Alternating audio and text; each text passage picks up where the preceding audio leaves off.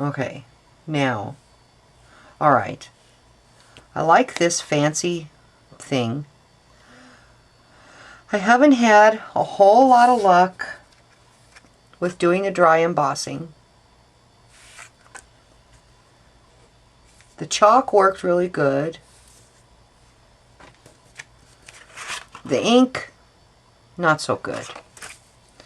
So this time I'm going to do it with marker pens. And shh, don't say anything to anybody, but I don't have any Stampin' Up! Marker pens. The Stampin' Up! Marker pens, they match all of their ink colors and paper colors. Alright, see, I'm using you as my sales pitch person.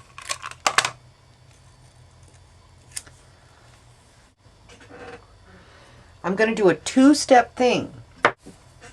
Okay, now I want to find out what color this is, so I'm going to dab on here. Okay, that's a good red.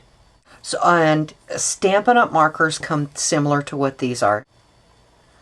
There's a brush end,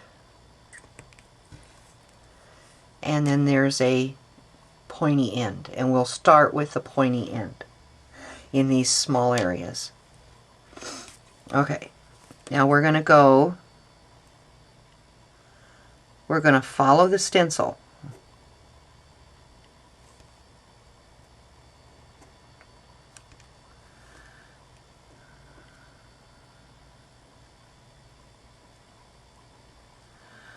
We're going to follow the stencil with this sharp point. We're going to go all the way around in all of these things. Now, when you're thinking about what you're going to do, the rule is that you start with the lightest color first and then you go to the darker color. Well, sometimes I have trouble following the rules. Sometimes. Okay, I'm going to do this little heart here, and this big heart here. And then I'm going to come in and do these cute squigglies.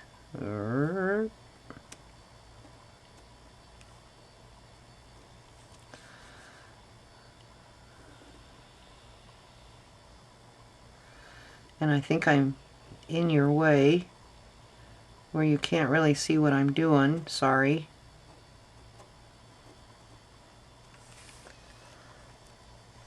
Maybe I need to zoom in some. Like that. Okay.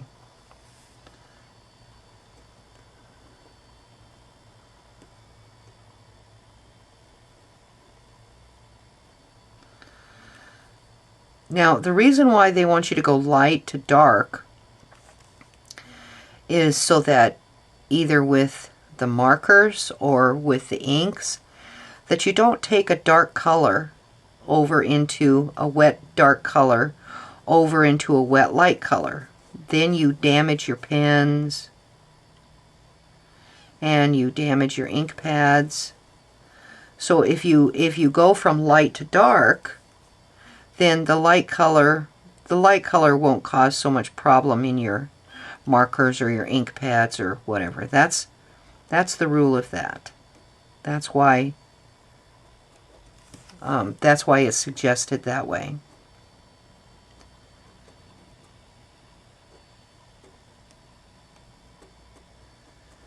Okay, so now then, oh, I better make this one a bit darker. Okay, now then I've got all of those done.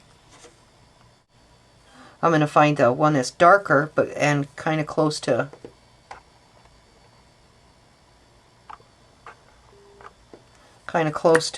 similar to, but a little lighter. Okay, that's a real light color. And then this one, okay, This one's more of a browny pink. You see that? This is more of an orangey pink. This one is more of a fuchsia, kind of more with that red. So I think I'll use that, and that is going to be this one. Okay, now with the brush end, I'm going to come in and color.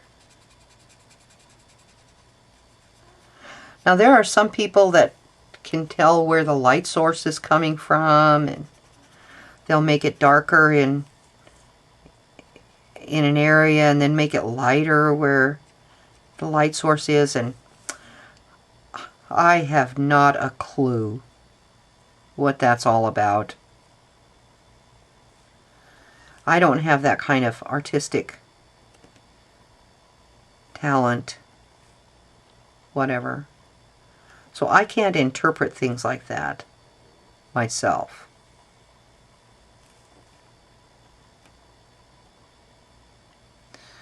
And if you have that, if you do have that knowledge, then that's good. That's most excellent. But I'm just going to go from dark to light. Okay. Now I'm going to start coloring in these areas here.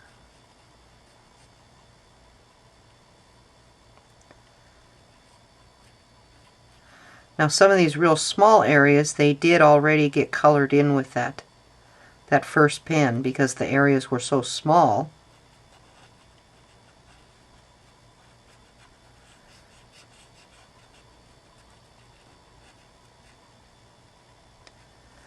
That you couldn't get a lighter color in there if you tried. Okay, alright, now this one I think I'm going to like because I haven't messed in any of the other places. You never know. Alright, we'll see what happens. Oh, oh, oh. Oh, oh, oh. I think I like it already.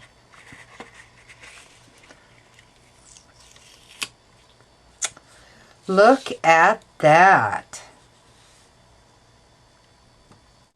So, in my opinion, see, I don't do a whole lot of dry embossing. I don't do a whole lot of it at all because sometimes it's real frustrating. And not knowing how much pressure to put, don't have, sometimes these things are so small that you can't get the proper tool. But chalk and markers, by far, in my opinion, hands down, is the best way to use these little stencils.